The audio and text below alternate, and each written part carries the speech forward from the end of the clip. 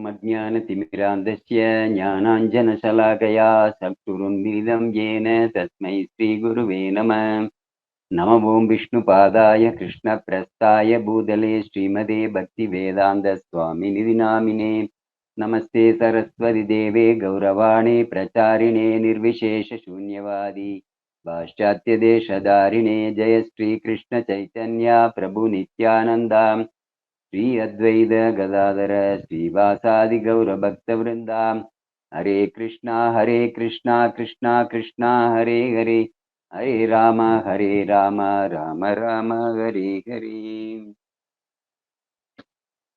ஸ்ரீமத் பாகவதம் 3வது காண்டம், அத்தியாயம் 13, பதம் 6.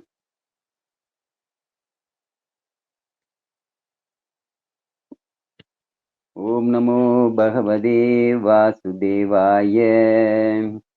ஓம் நமோ பகவதே வாசுதேவாய. ஓம் நமோ பகவதே வாசுதேவாய. மைத்ரேய உவாச்ச யதா ஸ்வபார்யயா சார்த்தம் ஜாதஸ்வயம்புவோ மனு பிராஞ்சலி பிரணதஸ்சேதம் வேதகர்ப்பம் அபாஷத. மொழிபெயர்ப்பு மற்றும் பொருளுரை அபய் சரணாரவிந்த் பக்தி வேதாந்த சுவாமி ஸ்ரீல பிரபுபாதகி ஜெய். மைத்ரேய முனிவர் விதுரரிடம் கூறினார், மனித குலத்தின் தந்தையான மனு தன் மனைவியுடன் தோன்றி வேத ஞான கடலான பிரம்மதேவரை கூப்பிய கரங்களுடன் பின்னர் வணங்கி இவ்வாறு கூறத் தொடங்கினார். பதம் 7. துவம் ஏக சர்வபூதானாம் ஜன்ம கிருத்வித்திதப்பிதாம் ததாபி ந பிரஜானாம் தே சுஷ்ரூஷகேன வா பவேத். மொழிபெயர்ப்பு. உயிர்கள் அனைவருக்கும் நீரே தந்தையாகவும் அவர்கள் வாழ்க்கையின் ஆதாரமாகவும் விளங்குகின்றீர். ஏனென்றால் அவர் அனைவரும் உம்மிடமிருந்தே பிறந்தனர். நாங்கள் எவ்வாறு உமக்கு சேவை செய்யலாம் என்பதை அருள் கூர்ந்து உரைப்பீராக. பொருளுரை. ஒரு மைந்தனது கடமை தனது வாழ்க்கைக்கு தேவையானவற்றை அளிப்பவராக தனது தந்தையை கருதுவது மட்டுமன்று, மாறாக தான் வளர்ந்து பெரியவனானதும் அவருக்கு சேவை செய்வதும் ஆகும். பிரம்மதேவர் காலந்தொட்டு படைப்பின் விதி இதுவேயாகும். தனது மைந்தனை நன்கு வளர்ப்பது ஒரு தந்தையின் கடமையாகும். வளர்ந்தவுடன் தந்தைக்கு சேவை செய்வது மைந்தன் கடமையாகும். பதம் 8.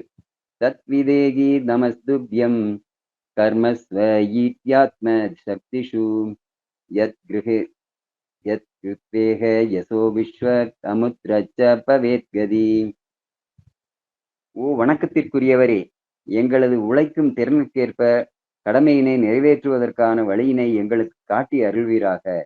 அதனால் நாங்கள் இம்மையில் புகழுக்காகவும் மறுமையில் வளர்ச்சிக்காகவும் அதனை பின்பற்றக்கூடும். பொருளுரை. பிரம்மதேவர் வேத ஞானத்தினை முழுமுதற் கடவுளமிருந்து நேரடியாக பெற்றவர். ஆகையினால் பிரம்மதேவரின் சீட பரம்பரையில் வந்தவர் தனக்கு அளிக்கப்பட்டிருக்கும் கடமையினை சரியாக நிறைவேற்றினார் என்றால் அவர் இம்மையில் புகழும் மறுமையில் முக்தியும் நிச்சயம் அடைவார். பிரம்மதேவரின் சீட பரம்பரையானது பிரம்ம சம்பிரதாயம் என்று அழைக்கப்படுகிறது. அதன் சந்ததியினர் பின்வருமாறு: பிரம்மதேவர், நாரதர், வியாசர், மத்வாச்சாரியார், பத்மநாபர், நரஹரி, மாதவர், அக்ஷோப்யர், ஜெயதீர்த்தர், ஞான சிந்து, தயாநிதி, வித்யாநிதி, ராஜேந்திரர், ஜெயதர்மர், புருஷோத்தமர், பிரம்மண்யா தீர்த்தர், வியாச தீர்த்தர், லக்ஷ்மிபதி, மாதவேந்திர பூரி, ஈஸ்வர் பூரி, ஸ்ரீ சைத்தன்ய மகாபிரபு, ஸ்வரூப தாமோதரர், ஸ்ரீல ரூப கோஸ்வாமி, பிறரும் ஸ்ரீ ரகுநாத தாச கோஸ்வாமி, ஸ்ரீ கிருஷ்ணதாச கோஸ்வாமி, நரோத்தமதாஸ் தாக்கூரார், விஸ்வநாத சக்கரவர்த்தி, ஜெகநாத தாஸ் பாபாஜி, பக்தி வினோத் தாக்கூர், கௌர் கிஷோர் தாஸ் பாபாஜி, ஸ்ரீமத் பக்தி சித்தாந்த சரஸ்வதி, ஆசா பக்தி வேதாந்த சுவாமி முதலியோர் ஆவார். பிரம்மதேவரின் சீட பரம்பரையானது ஆன்மீகமானது. அதே சமயம் மனுவின் மரபு வழி என்பது உலகியல் விளக்கமாகும். ஆயினும் இவை இரண்டுமே கிருஷ்ண உணர்வு என்னும் ஒரே லட்சியத்தினை நோக்கி நடைபெறும் பயணமே ஆகும். பதம் 9. பிரம்மோவாச்ச பிரீதஸ்துப்யம் அகம் தாத ஸ்வஸ்திதாஸ் வாம் க்ஷீதீஸ்வர. யன் நிர்வ்யாலிகேன கிருதாசாதிமேதி ஆத்மனார்பிதம். பிரம்மதேவர் கூறினார், அன்பு மைந்தனே, ஓ உலகின் நாயகனே, உன் மீது நான் மிக்க மகிழ்ச்சி கொண்டிருக்கிறேன். மேலும் உனக்கும் உன் மனைவிக்கும் எல்லா ஆசிகளும் கிடைப்பதாக. எனது அறிவுரைகளுக்காக எவ்வித தயக்கமுமின்றி இதயபூர்வமாக என்னை நீ சரணடைந்திருக்கின்றாய். பொருளுரை. தந்தைக்கும் தனையனுக்கும் இடையிலுள்ள உறவு எப்பொழுதும் மேன்மையானதாகும். இயற்கையிலேயே ஒரு தந்தை தன் தனையனை நன்முறையிலேயே நடத்துகின்றான். வாழ்க்கையில் மகன் முன்னேற வேண்டும் என்பதற்காக எதையுமே செய்ய தயாராகவே இருக்கிறான். தந்தை தன் மகனிடம் நன்னோக்கத்துடன் நடந்து கொண்டாலும் மகன் தனக்கு அளிக்கப்பட்ட சுதந்திரத்தினை சில வேளைகளில் தவறாக பயன்படுத்தினால் தவறான வழியிலும் செல்கிறான். ஒவ்வொரு உயிர்க்கும் அது பெரிதோ அல்லது சிறிதோ அதற்குரிய சுதந்திர உணர்வு இருக்கிறது. தனது தந்தையின் வழிகாட்டுதலுக்கு தன்னை முழுதும் மைந்தன் ஒப்படைத்தான் என்றால் தந்தை அவனுக்கு 10 மடங்கு எல்லா நிலைகளிலும் வழிகாட்டுவதற்கு ஆர்வமுடையவராகிறார். பிரம்மதேவருக்கும் மனுவிற்கும் இங்கே வெளிப்படுத்தி காட்டப்பட்ட உறவானது மிகவும் அருமையானதாகும். தந்தையும் மகனும் நன்கு தேர்ச்சி பெற்றவர்கள். இவர்களது உதாரணத்தினை மனித சமுதாயம் முழுவதுமே பின்பற்ற வேண்டும். மகனாகிய மனு தன் மனதில் எந்தவித ஒளிவு மறைவின்றி தன் தந்தையாகிய பிரம்மதேவரை உபதேசித்தருளும்படி வேண்டுகிறார். வேதஞான கடலான அத்தந்தையோ அதனை முழு மகிழ்ச்சியுடன் ஏற்றுக்கொள்கிறார். மனித இனத்தின் தந்தையாகிய பிரம்மனது உதாரணத்தினை மனித இனம் கடுமையாக பின்பற்ற வேண்டும். இதுவே தந்தையர் மற்றும் மைந்தர்களின் உறவு வளர்ச்சி அடைவதற்கு பெரிதும் உதவுவதாகும். பதம் 10. ஏதாவதி ஆத்மைஜர் வீரகாரியாகி அபசிபிற்புரௌ சக்தியா பிரபத்மை கிருத்யேத சாதரம் கத மத்சரை. மொழிபெயர்ப்பு. ஓ வீரனே, உனது முன்னுதாரணம் ஒரு மைந்தன் தன் தந்தையுடன் கொள்ளும் உறவிற்கு நன்கு பொருந்துவதாகும். மேலோர்க்கு இது போன்ற மரியாதையே தேவைப்படுகிறது. காழ்ப்புணர்ச்சி அற்றவனாகவும் தெளிவுடையவனாகவும் இருப்பவன் தனது தந்தையின் கட்டளையை மகிழ்ச்சியுடன் தன் சிரமேற் தாங்கிக் கொண்டு அதனை தனது முழு திறமையையும் பயன்படுத்தி நிறைவேற்றுகின்றான். பொருளுரை.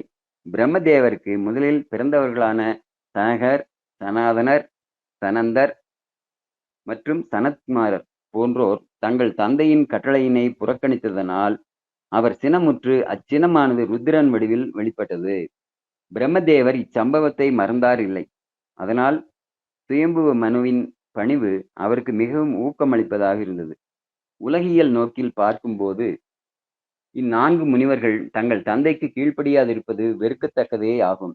ஆயினும் அக்கீழ்ப்படியாமைக்கு ஓர் உயர் நோக்கம் காரணமாக இருந்ததினால் அவர்களின் அக்கீழ்ப்படியாமையினால் வரும் பாவத்திலிருந்து அவர்கள் விடுதலை பெற்றனர். உலகியல் அடிப்படையில் ஒருவன் தன் குழந்தைக்கு கீழ்ப்படியாதிருந்தான் என்றால் தன் தந்தைக்கு கீழ்ப்படியாதிருந்தான் என்றால் நிச்சயம் அவன் ஒழுங்குமுறை நடவடிக்கைக்கு உட்பட்டே ஆக வேண்டும். பௌதீக அடிப்படையில் மனு தன் தந்தைக்கு கீழ்ப்படிந்தது நிச்சயம் அவனது காழ்ப்புணர்ச்சி அற்ற நிலையினையே காட்டுகிறது. நடப்பு உலகில் உள்ள சாதாரண மனிதர்கள் மனுவின் உதாரணத்தினை கண்டிப்பாக பின்பற்றுதல் வேண்டும். பதம் 11. சத்வம் அஸ்யாம் அபத்யானி சத்ருசானி ஆத்மனோ குணை உத்வாத்திய சாச தர்மேண காம் யஜ்ஜை புருஷம் யஜ. என்னிடம் பணிவு கொண்ட மைந்தன் நீ ஆதலினால் உன்னிடம் நான் கேட்பது உன்னை போன்ற நற்குணமுள்ள குழந்தைகளை உன் மனைவியினிடத்தில் நீ பெற்றெடுப்பாயாக. முழுமுதற் கடவுளுக்குரிய பக்தி தொண்டு கொள்கைகளுக்கு ஏற்ப இவ்வுலகினை ஆழ்வாயாக. இவ்வாறு பகவானை வேள்விகளின் மூலம் வழிபடுவாயாக. பொருளுரை. பிரம்மதேவரது உலக படைப்பின் அடிப்படை நோக்கம் என்னவென்று இங்கே தெளிவாக குறிப்பிடப்பட்டிருக்கிறது. பக்தி தொண்டின் மூலம் முழுமுதற் கடவுளை வழிபடுவது ஒன்றையே நோக்கமாக கொண்டு ஒவ்வொருவரும் தன் மனைவியினிடத்தில் விரதமாக கருதி பிள்ளைகளை பெற்றெடுத்தல் வேண்டும். விஷ்ணு புராணத்தில் கூறப்பட்டிருப்பது என்னவென்றால் வர்ணாசிரமாச்சாரவதா புருஷேன பரப்புமான் விஷ்ணுர் ஆராத்தியதே பந்தா நான்யத் தத் தோஷ காரணம். வர்ண மற்றும் ஆசிரம விதிகளை நிறைவேற்றுவதன் மூலம் ஒருவன் முழுமுதற் கடவுளான விஷ்ணுவை வழிபடல் வேண்டும். வர்ணாசிரம தர்மத்தினை நிறைவேற்றுவதை தவிர பகவானை திருப்திப்படுத்துவதற்கு பிற வழிமுறைகள் வேறு எதுவும் இல்லை. விஷ்ணு வழிபாடானது மனித வாழ்வின் இறுதி லட்சியமாக இருக்கிறது. புலன் இன்பத்திற்காக இல்லற வாழ்வில் ஈடுபடுவதற்கு உரிமை பெறுபவர்கள் முழுமுதற் கடவுளான விஷ்ணுவை திருப்திப்படுத்துவதற்கான பொறுப்பினையும் ஏற்றல் வேண்டும். இதற்கு முதல் படியாக இருப்பது வர்ணாசிரம தர்மமேயாகும். விஷ்ணுவை வழிபடுவதில் முன்னேறுவதற்கு வர்ணாசிரம தர்மமே சிறந்த அமைப்பாக இருக்கிறது. ஆயினும் பக்தி தொண்டில் நேரடியாக ஈடுபடுவதன் மூலம் ஒருவன் முழுமுதற் கடவுளை வழிபடுகிறான் என்றால் வர்ண ஆசிரம தர்மத்தின் ஒழுங்குமுறை விதிகளை அவன் கடைபிடிக்க வேண்டிய அவசியம் இல்லை. பிரம்மதேவரின் மூத்த மைந்தர்களான குமாரர்கள் என்பார் பக்தி தொண்டில் நேரடியாக ஈடுபட்டதினால் வர்ணாசிரம விதிகளை நிறைவேற்றுவதற்கான தேவை அவர்களுக்கு இல்லாது போயிற்று. ஓம் தத்தத்.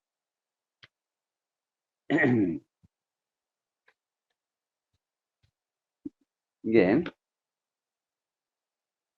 ஆக்சுவலி இந்த அத்தியாயத்துல வந்து பகவான் வராகருடைய தோற்றம் அது பின்னாடி வருது. இது வந்து ஆக்சுவலா இந்த படைப்பு ஆரம்பிக்கிறது அப்படிங்கிற நிலை ஏற்கனவே நான் போன வாரத்துக்கு முந்தின வார கிளாஸ்ல சொல்லும்போது சொல்லியிருந்தேன். பிரம்மதேவரனுடைய மகன்களான 4 குமாரர்கள் அவங்க வந்து பிரம்மதேவரனுடைய சொல்படி கேட்காதனால அவர் கோபம் வந்து அதன் மூலியமாக அந்த கோபமே ருத்ரனாக சிவபெருமானாக வெளிப்பட்டார் அப்படின்னு சொல்லி பார்த்துருந்தோம் இல்லைங்களா. அதுக்கு பின்னாடிதான் வந்து இப்போ நடக்கக்கூடிய விஷயங்களை வந்து இங்க யாருக்கு சொல்றாங்க அப்படின்னு பாத்தீங்கன்னா மைத்ரேய முனிவர் வந்து விதுரருக்கு சொல்றார். விதுரர் வந்து தேசாந்திரம் அவர் தீர்த்த யாத்திரை போனார் இல்லைங்களா. அப்ப வந்து போற இடங்கள்ல இங்க மைத்ரேய முனிவரை சந்திக்கிறார். அப்ப அவர்கிட்ட இருந்து எப்பவுமே வந்து ஒரு சிறந்த பக்தனுக்கான ஒரு அழகு என்னவா இருக்கணும் அப்படின்னு கேட்டீங்கன்னா, தான் எங்க போனாலும் சரி எங்க இருந்தாலும் சரி பகவானை பற்றிய விஷயங்களை கேட்கறதுல ஆர்வமா இருந்துட்டே இருக்கணும். அந்த ஆர்வம் எள்ளளவும் குறையவே கூடாது. ஏன்னா பக்தியில மட்டும் பகவானை பத்தி கேட்பதற்கான ஆர்வம் குறைஞ்சிருச்சு அப்படின்னா அது வந்து நம்முடைய பக்தியில பெருசா வந்து முன்னேறுவதற்கு முடியாது அப்படிங்கிறத நம்ம புரிஞ்சுக்கணும். அப்போ அதனால எப்பவுமே வந்து பகவானை பத்தி கேட்கறதுல நம்ம ஆர்வத்தோட இருக்கணும். அது ரொம்ப ரொம்ப முக்கியமான ஒரு விஷயம். பகவானை பத்தி கேட்கறதுலயோ பகவானை பத்தி பேசுறதுலயோ அந்த பகவான் சம்பந்தப்பட்ட ஒரு விழா நடந்துட்டு இருக்குது, வழியில போயிட்டு இருக்கிறோம், பக்கத்துல ஒரு கோயில், அங்க ஏதோ ஒரு விழா நடந்துட்டு இருக்குன்னா தாராளமா நம்ம அதுல போய் கலந்துக்கலாம். நம்ம கூப்பிடலையே அவங்க யாரோ செய்யறாங்களோ அப்படி இல்லை. பகவான் வந்து மொத்த ஜெகத்துக்குமே அவர் வந்து பிரபு, அவர் உரிமையாளர். அப்ப அவருக்கான ஒரு விழா நடக்குது அப்படின்னா அங்க நம்ம எல்லாருமே அவருடைய குழந்தைகள் தானே. அப்ப நாமளுமே வந்து அதுல கலந்துக்க வேணும் அப்படிங்கிறத ரொம்ப முக்கியம். அப்போ இங்க வந்து மைத்ரேய முனிவர் வந்து விதுரர் சொல்றாரு, பகவானை பத்தின செய்திகளை கேட்கல ஆர்வமா இருக்கிற எப்பவுமே கேட்கறவங்க ஆர்வமா இருந்தாங்க அப்படின்னா சொல்றவங்களுக்கும் ஆர்வம் இருந்துட்டே இருக்கும். ஆர்வம் வந்து அந்த ஆர்வம் தான் முக்கியம். நம்முடைய பக்தி ஆர்வம் எந்த அளவுக்கு இருக்கோ அந்த அளவுக்கு நம்முடைய பக்தியினுடைய தரம், அதனுடைய வளர்ச்சியினுடைய வேகம் அது வந்து அதிகரிச்சுட்டே இருக்கும் அப்படிங்கிறது நம்ம புரிஞ்சுக்கலாம். அப்போ இங்க என்ன சொல்றாரு மைத்ரேய முனிவர் வந்து, மனித குலத்தின் தந்தையான மனு தன் மனைவியுடன் தோன்றி வேத ஞான கடலான பிரம்மதேவரை கூப்பிய கரங்களுடன் பின்னர் வணங்கி இவ்வாறு கூறத் தொடங்கினார். என்ன மாதிரி சொல்றாரு? நீங்க தான் எல்லாருக்கும் தந்தை, எல்லாருடைய வாழ்க்கைக்கும் ஆதாரமாக நீங்க இருக்கிறீங்க. அதே மாதிரி எல்லாருமே வந்து உங்ககிட்ட இருந்தா இந்த உயிர்கள் எல்லாருமே உங்ககிட்ட இருந்தா பிறந்தாங்க. நாங்க வந்து உங்களுக்கு நாங்க எந்த மாதிரி சேவை செய்யறது? இதுல பாத்தீங்கன்னா பிரம்மதேவனுடைய முதல் 4 மகன்கள் அவங்க வந்து பிரம்மதேவர் சொல்படி அவங்க கேட்கல. அப்போ இங்க வந்து பாத்தீங்கன்னா மனு நம்ம சொல்றோம் இல்லைங்களா, மனு தர்மம் அப்படின்னு சொல்லி எல்லாம் கேள்விப்பட்டிருப்போம். இந்த மனு தர்மத்துல மனுக்கள் வந்து நிறைய இருக்காங்க. அந்த மனுக்கள்ல இந்த மனுவினுடைய பேர் ஸ்வயம்பு மனு. இவர் வந்து பிரம்மதேவனுடைய நேரடி குமாரர், மகன். அதாவது பிரம்மதேவனுடைய மனத்திலிருந்து பிறந்தவர் அப்படின்னு சொல்லி சொல்லப்பட்டிருக்கு. அதாவது இந்த மொத்த மனித குலத்திற்குமே வந்து தந்தையாக இருக்கக்கூடியவர் யார் அப்படின்னு வந்தா மனு. மனு மூலியமாக தான் இந்த மனித குலமே உருவாகுது. ஏன்னா நம்ம வந்து சாதாரணமா எல்லாத்துக்கும் படைப்பிற்கு மூலம் பகவான் தான் அப்படின்னாலும் கூட இந்த மனிதர்களுக்கான இது எல்லாமே வந்து மனு மூலியமா தான் உருவாக்கப்பட்டிருக்கு. எல்லாருமே வந்து ரிஷிகள் உருவாக்கப்பட்டு அந்த ரிஷிகள் மூலியமாவே அப்படியே வந்து இப்ப இங்க என்ன சொல்றாரு, நீங்க வந்து பிரஜைகளை உற்பத்தி செய்யணும் அப்படின்னு தான் பிரம்மதேவர் சொல்றாரு. நாங்க உங்களுக்கு எந்த மாதிரி சேவை செய்யணும் அப்படின்னு சொல்லி மனு கேட்கிறாரு, மகன் கேட்கிறாரு. அப்ப வந்து பிரம்மதேவர் என்ன சொல்றாரு, நீங்க உங்கள மாதிரியே ஒரு ஒரு உதாரணமான நபர்களை, குழந்தைகளை நீங்க வந்து நல்ல குழந்தைகளை வந்து பெற்றெடுத்து கொடுக்கணும் அப்படிங்கிறாரு. அப்போ மனு மூலியமா வரக்கூடிய குழந்தைகள் அந்த மாதிரி அவங்களுக்கு வந்து பிரம்மதேவர் என்ன முறையாகிறாரு, தாத்தா முறை. ம் அப்போ இது எப்படின்னு பாத்தீங்கன்னா, நம்ம எல்லாருக்குமே பாட்டனார் அப்படின்னு சொல்லக்கூடியது யாருன்னா பிரம்மதேவர் சொல்லலாம், பகவானை சொல்லலாம், பகவான் தந்தையும் கூட. ம் அப்போ இந்த மாதிரி அவர் வந்து ஒரு ரிலேஷன்ஷிப் பாத்தீங்கன்னா, அந்த பிரம்மதேவர் வந்து தன்னுடைய 4 மகன்கள் தன்னுடைய கடமையை நிராகரிச்சுட்டாங்க, தன்னுடைய ஆசையை நிராகரிச்சுட்டாங்க அப்படிங்கிற ஒரு எண்ண ஓட்டத்திலிருந்தே இனி விடுபடாத நிலையில இப்ப வந்து இவங்க வந்து என்ன கேட்கறாங்க, நாங்க என்ன செய்யணும், எந்த மாதிரி சேவை செஞ்சா நீங்க திருப்தி ஆவீங்க அப்படின்னு சொல்லி மனு கேட்டதுமே வந்து பிரம்மதேவருக்கு வந்து ரொம்ப ரொம்ப சந்தோஷமாயிடுச்சு. உதாரணமான குழந்தைகள் நீங்க, அதே மாதிரி நற்குழந்தைகளை நீங்க பெற்றெடுத்து இந்த சந்ததிகள் உருவாகிறதுக்கு உங்களுடைய அதாவது என்ன சொல்றாரு, மனு அவருடைய மனைவி 2 பேரும் தம்பதிகளா தான் வந்து அவங்க வந்து பிரார்த்தனை செலுத்துறாங்க. அப்போ பிரம்மதேவர் வந்து என்ன சொல்லு, நீங்க 2 பேரும் சேர்ந்து ஒரு பக்குவமான நற்குணங்களை உள்ள குழந்தைகளை நீங்க உருவாக்க வேண்டும். உங்கள மாரியே உள்ள குழந்தைகளை உருவாக்க வேண்டும் அப்படின்னு சொல்றாங்க. அதன் மூலியமாக தான் வந்து பின்னாடி எல்லாம் யார் யாரெல்லாம் பிறக்குறாங்க அப்படிங்கிறதெல்லாம் பின்னாடி அத்தியாயங்கள்ல வரும். அது நம்ம அப்ப வரும்போது பார்க்கலாம். இப்ப இங்க வந்து இந்த மாதிரி சொன்னதுன்னே இங்க பிரபுபாதர் வந்து ஒரு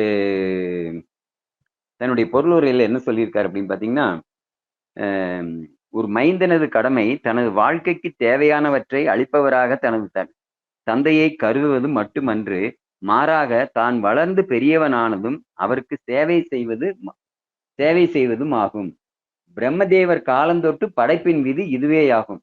தனது மைந்தனை நன்கு வளர்ப்பது ஒரு தந்தையின் கடமை. வளர்ந்தவுடன் தந்தைக்கு சேவை செய்வது மைந்தன் கடமை. இப்ப இதுல நம்ம ஒரு திருக்குறள்லையும் 2 திருக்குறள் பார்ப்போம். மகன் தந்தை காற்றும் உதவி, இவன் தந்தை எண்ணோற்றான் கொல்லனும் சொல் அப்படிங்கிறது ஒண்ணு இருக்கு. மகன் தந்தை மகற்காற்றும் உதவி அவையத்து முந்தி இருப்ப செயல். அப்போ மகனை வந்து ஒரு சான்றோன் ஆக்குதல் தந்தையின் கடமை. அவனை வந்து ஒரு நல்ல ஒரு கல்வி அறிவு உள்ள ஒரு மாணவனாக அவன் வந்து ஒரு பிரஜையாக அவனை உருவாக்குவது தந்தையினுடைய கடமையா இருக்கு. அவையத்து முந்தி இருப்ப செயல் அப்படின்னு சொல்லியிருக்கு. அதே சமயம் மகனுடைய கடமை என்ன சொல்லியிருக்காங்க, தந்தைக்கு நன்றியுடையவனா இருக்கணும் அப்படின்னு சொல்லியிருக்காங்க. அப்ப இது வந்து பிரம்மதேவருடைய காலம் தொட்டு இது வந்து நடந்துட்டு இருக்கு. இது வந்து ஆக்சுவலா வந்து சாஸ்திரங்கள்ல சொல்லியிருக்கிற இந்த வழிகாட்டுதல்கள் இது எல்லாமே வந்து இன்னைக்கு நடக்கிறது இல்ல. அப்ப அதனால்தான் வந்து மீண்டும் நம்ம வந்து நம்முடைய வேத கலாச்சார நியமங்களுக்கு நம்ம திரும்பணும் அப்படின்னு சொல்றத. ஆக்சுவலா வந்து நம்ம இந்த வேத கலாச்சாரம் சாஸ்திரங்களின்படி நம்முடைய வாழ்க்கையை அமைச்சுக்கிறது இதெல்லாம் நம்ம ஏற்கனவே இருந்துட்டு தான் இருந்தது. இது ரொம்ப வருஷம் நூத்துக்கணக்கான வருஷம் பிரிட்டிஷ்காரங்களுடைய ஆதிக்கம், அப்புறம் முகலாயர்களுடைய ஆதிக்கம் இதெல்லாம் இருந்ததுனால என்ன ஆச்சு, நம்முடைய கலாச்சாரம் கொஞ்சம் கொஞ்சமா வேத கலாச்சாரம் போயிடுச்சு.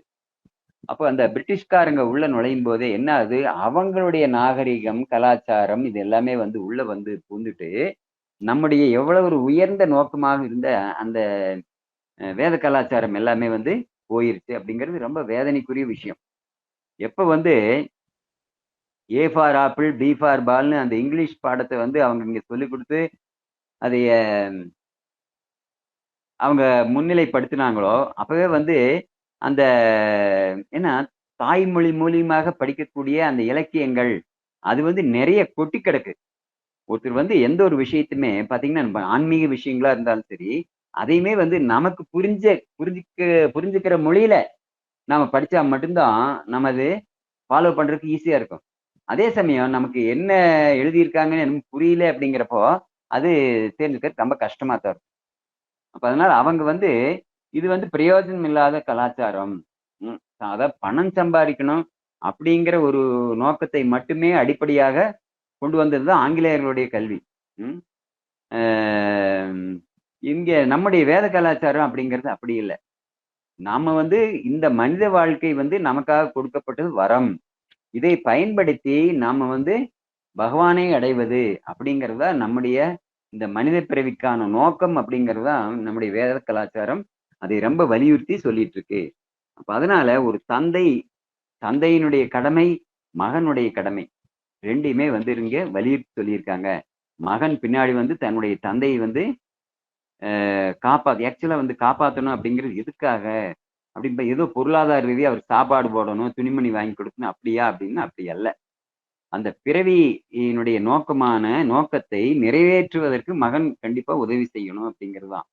அப்படின்னா எப்படி அப்படின்னு கேட்டீங்கன்னா, ஒரு அப்பா, அம்மா இருக்காங்க அப்படின்னா, அவங்களுக்கு ஒரு மகன் இருக்காங்க அப்படின்னா, அந்த மகன் வந்து தன்னுடைய தந்தையையும், தாயையும் வந்து இந்த பிறப்பு, இறப்பு அப்படிங்கிற சக்கரத்திலிருந்து விடுவிக்கக்கூடிய விதத்துல அவன் ஒரு பக்திமானாக இருக்கணும் அப்படிங்கிறது தான்.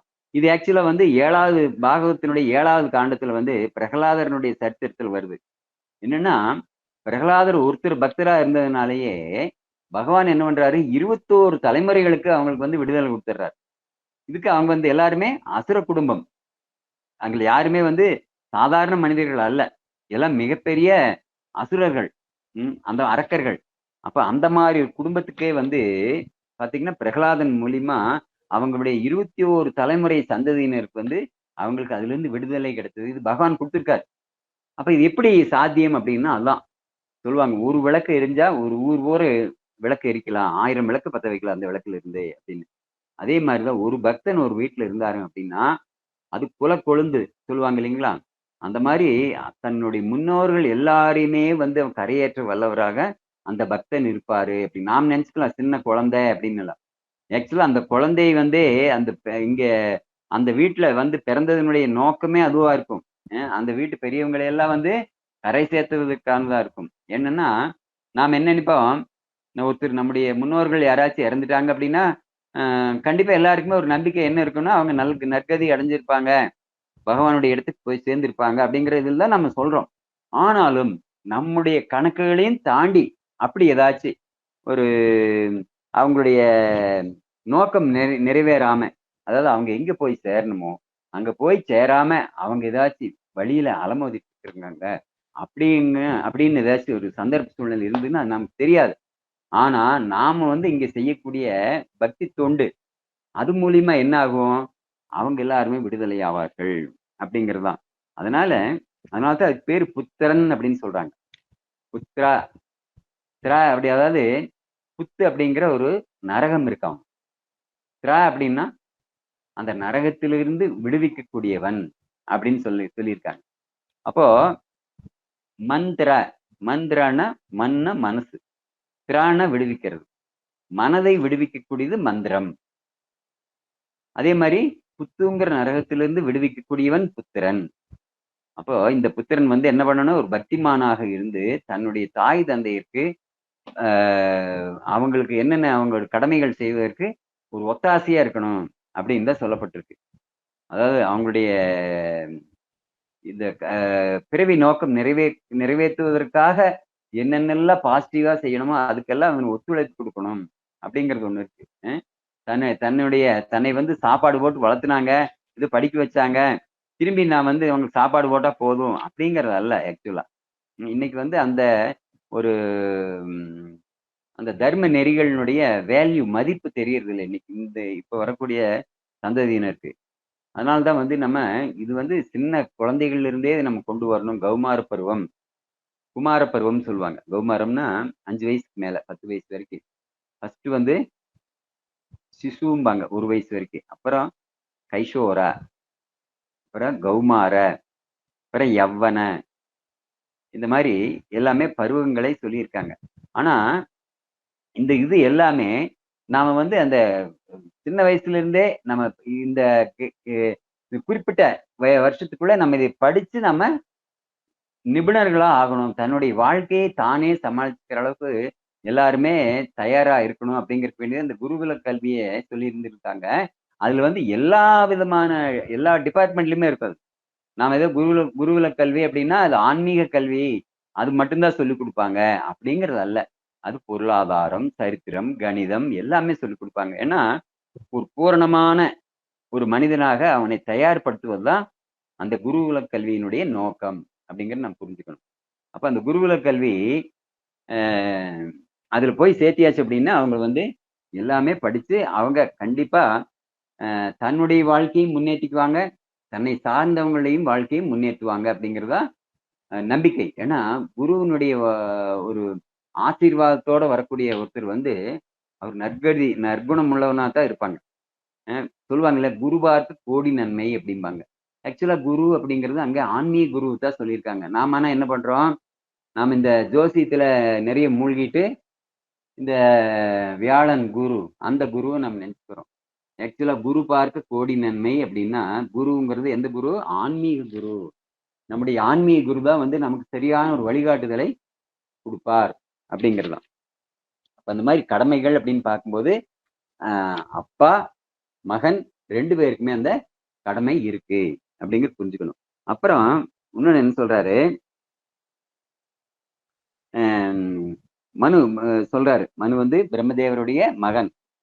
ஓ வணக்கத்திற்குரியவரே, எங்களது உழைக்கும் திறனுக்கேற்ப கடமையினை நிறைவேற்றுவதற்கான வழியினை எங்களுக்கு காட்டி அருள்வீராக. அதனால் நாங்கள் இம்மையில் புகழுக்காகவும் மறுமையில் வளர்ச்சிக்காகவும் அதனை பின்பற்றக்கூடும்.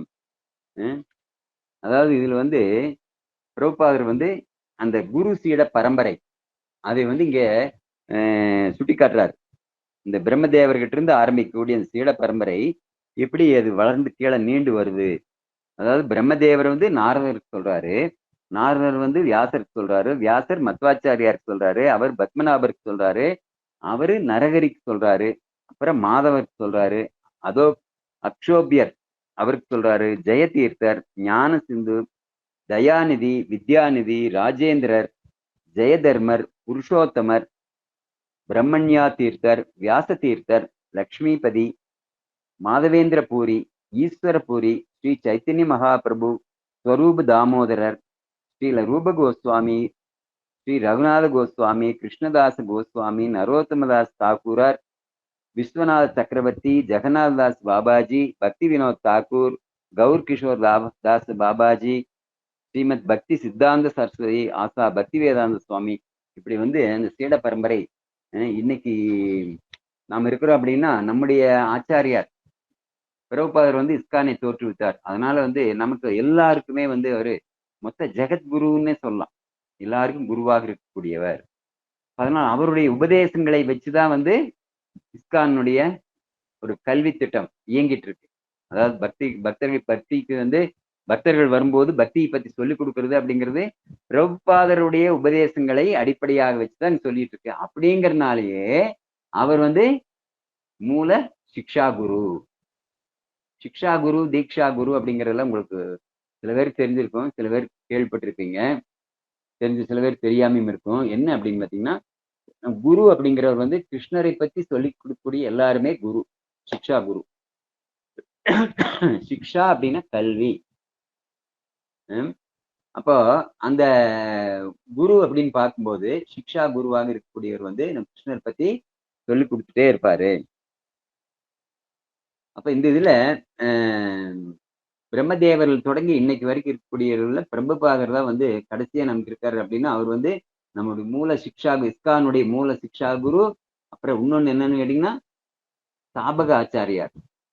ஆச்சாரியார் அப்படின்னாவே அவருக்கு வந்து அந்த எல்லா ரைட்டு அங்க இருக்கு அப்படின்ற பகவானால சக்தி அளிக்கப்பட்டவர். சாஸ்திரங்கள்ல வந்து காலத்துக்கேற்ப சில விஷயங்களை வந்து மாற்றி அமைக்கிறதுக்கு வந்து அந்த ஆச்சாரியாருக்கு மட்டும்தான் ரைட் இருக்கு, மற்ற யாருக்குமே ரைட் இல்லை. அப்ப அப்படிப்பட்ட சக்தியை கொடுத்தவர் யாரு அப்படின்னா கொடுக்கப்பட்டவர் யார் அப்படின்னு கேட்டீங்கன்னா ஸ்ரீல பிரபுபாதர். அப்ப அவர் தான் வந்து நமக்கு மூல சிக்ஷா குருவாக நமக்கு கொடுத்து இந்த இதெல்லாம் நம்ம படிச்சுட்டு இருக்கோம். அவர் மூலியமாக நம்முடைய நமக்கு பாகவதம், ஸ்ரீமத் பகவத்கீதை, சைத்தன்ய சரிதாமிர்தம் எல்லாமே வந்துட்டு இருக்கு. இப்ப இதுலயே பாத்தீங்கன்னா ஒரு எடப்பட்ட நிலையில பாத்தீங்கன்னா மத்வாச்சாரியாருக்கு பின்னாடி அது படிப்படியா கீழே இறங்கி எங்க போகுது அப்படின்னு கேட்டீங்கன்னா இங்க வெஸ்ட் பெங்கால், வங்காள தேசத்துக்கு போயிருது. கவுட தேசம், அந்த கவுடிய பரம்பரையில் இருக்கக்கூடிய அந்த ஆச்சாரியர்களுடைய தொடர்புக்கு போயிருது. அப்படி யார் வர்றாங்க அப்படின்னு பாத்தீங்கன்னா ஈஸ்வரபூரி, மாதவேந்திர பூரியுடைய சீடர் ஈஸ்வரபூரி, ஈஸ்வரபூரியினுடைய சீடர் சைத்தன்ய மகாபிரபு.